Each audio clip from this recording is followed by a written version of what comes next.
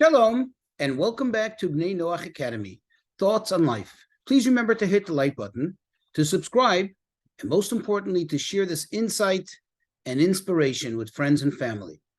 So during the celebration of Sukkot, there is the highly important observance of taking the four species.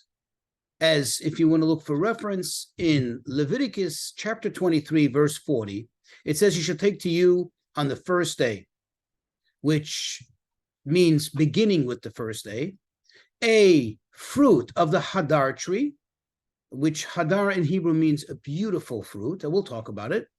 And then it says you should also take a branch from the palm trees, the myrtle, and the willow branch. And these four are meant to be taken together. And when they're brought together, this is the observance of this mitzvah, of this commandment. Now, like all commandments in the Torah, whether for Jew or not Jew, what is the real reason? What is the primary reason? Perhaps you could even say the exclusive reason for observance. It's because God said so. Because this is what God told us to do.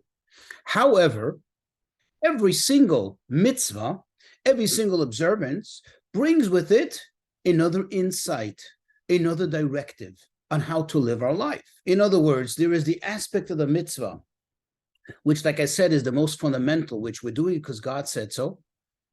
However, each mitzvah has its own characteristics, has its own reasons, has its own particular insight and information.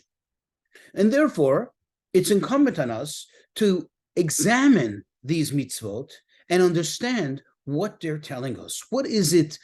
What is the exclusive message of that particular mitzvah, that particular observance? Especially considering, as we mentioned in an earlier class, that these festivals, the festivals in the Torah, are meant to be like spiritual battery charges. Just like when you charge your cell phone, we're all accustomed to doing that. Well, why do we charge our cell phone? Why do we plug it in?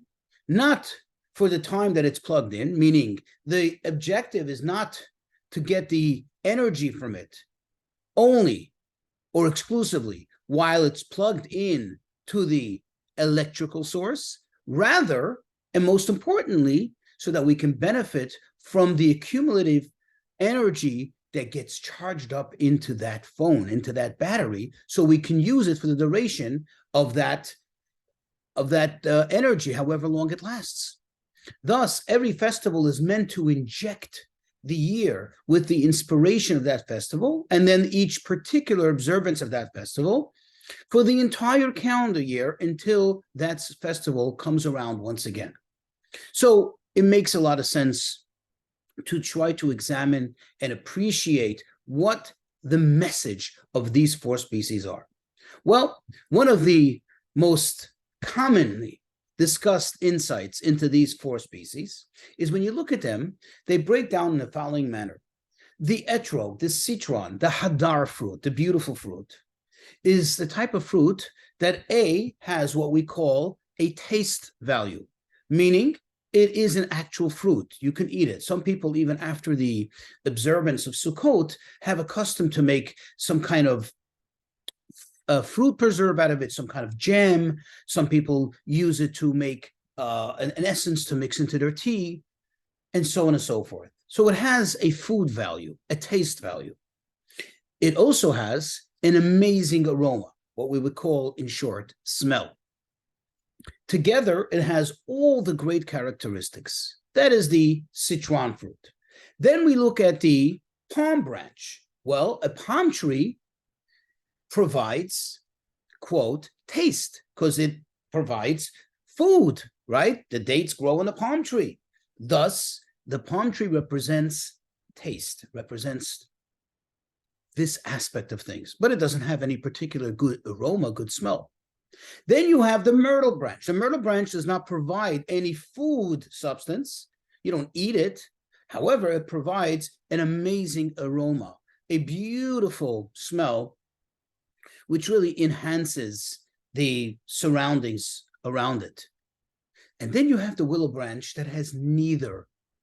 It has no benefit of food, of taste, nor any benefit of good smell. It's just a dry, plain, simple, nothing. Just a branch, just leaves.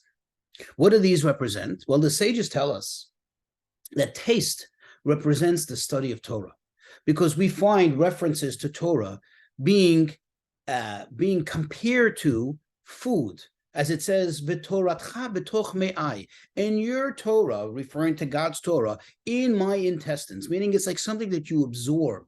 Knowledge is something you take in, and it nourishes you. In this sense, not physically, but spiritually, emotionally, psychologically, and of course, intellectually.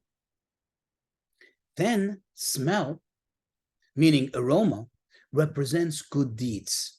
How so? You see, when you leave something, when there is an object that produces some kind of smell, whether good or bad, even when that object is removed, the actual source of the smell still lingers on. If it's a good smell, if it's a good aroma, it lingers on and serves a very positive purpose. And if it's a bad smell, so sometimes you have to take active action in order to remove that smell, to get rid of it.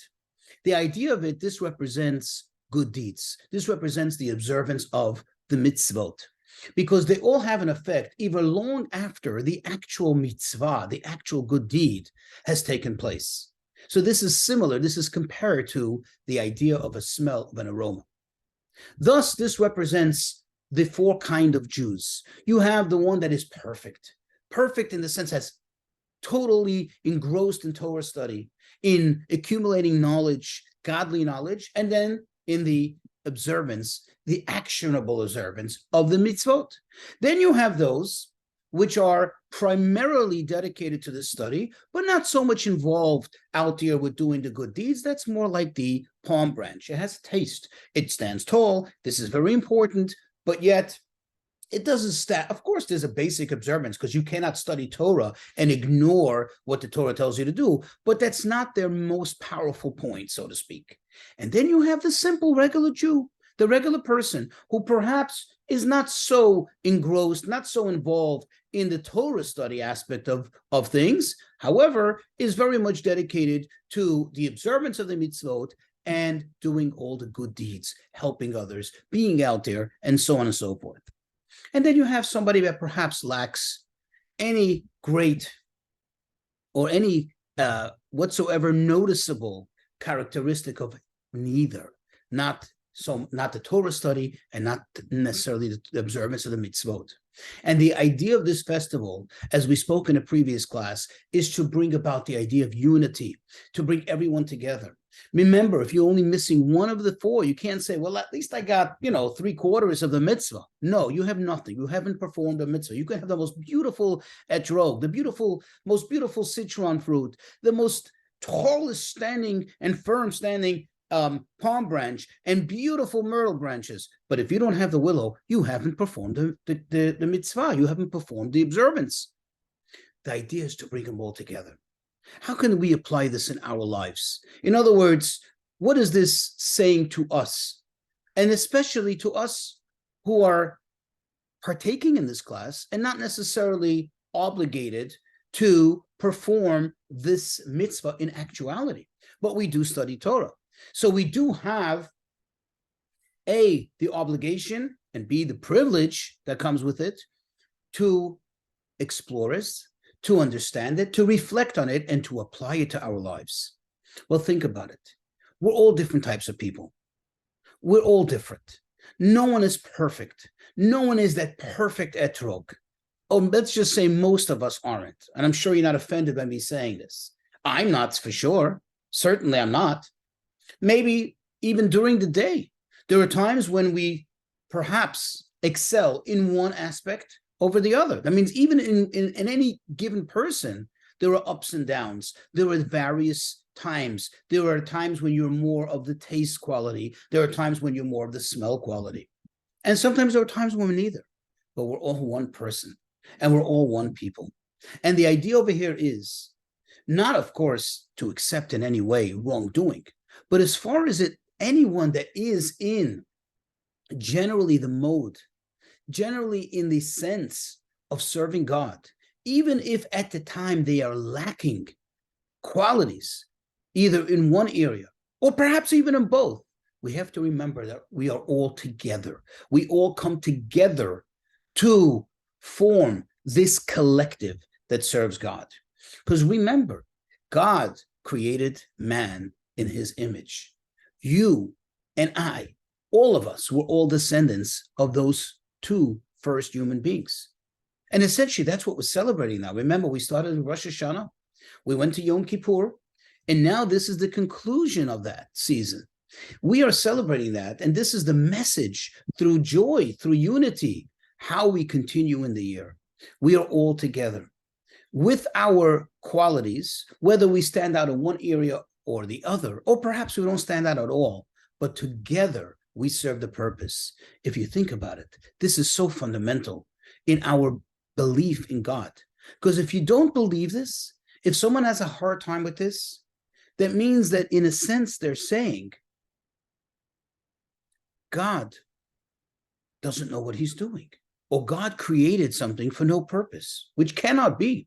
Everything God does has a purpose. If God put a human being here on this earth, that human being, he or she, has a purpose. Whether you and I see that purpose, whether you and I can appreciate it in the moment, but that person is part of this machine, if we'll call it, this collective that serves God, that is meant to give the world that value of, quote, the image of God. So this is a call for unity. This is a time for us to get together, to realize how we are so valuable to one another in our service of God, even though we are different. And it's okay. We're meant to be different. Remember, it's not one fruit that we take. It's 4 different types of fruits, 4 different types of plants that have to come together.